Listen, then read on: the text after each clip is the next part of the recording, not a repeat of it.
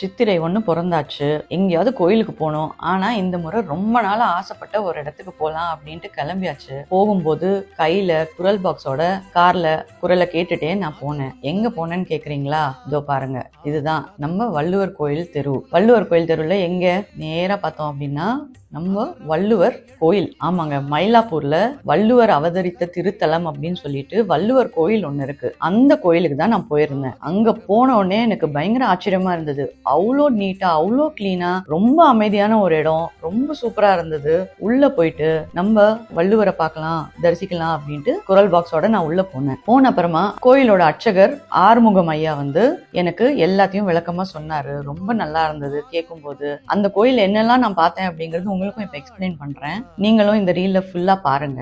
முதல்ல போன உடனே அங்க வள்ளுவர் மூலஸ்தானத்துல இருந்தாரு. அதை தாண்டி அப்படியே அவரை தரிசிச்சுட்டு வரும்போது அங்க வாசுகி அம்மா இருந்தாங்க.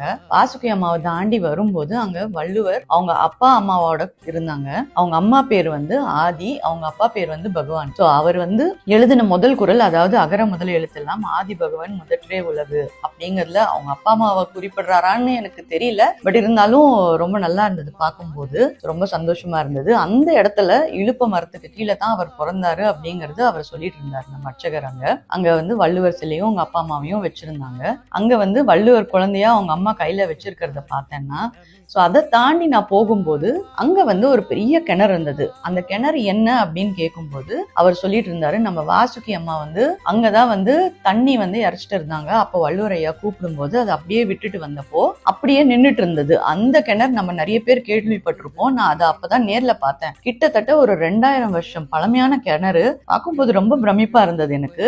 அவ்வளவு நீட்டா மெயின்டைன் பண்ணிட்டு இருந்தாங்க. அந்த கிணறை தாண்டி போனா அங்க முப்பால் மண்டபம் அப்படின்ட்டு இருக்கு. அதுல அறம் பொருள் இன்பம் அப்படின்னு சொல்லிட்டு 1330 குரலும் அங்க நம்ம பார்க்க முடியும். அதை தாண்டி வெளியில வரும்போது அங்க ஒரு சின்ன குளம் மாதிரி செட் பண்ணியிருக்காங்க. அதுதான் பொற்றாமரை குளம் அப்படிங்கிற மாதிரி சொல்றாங்க.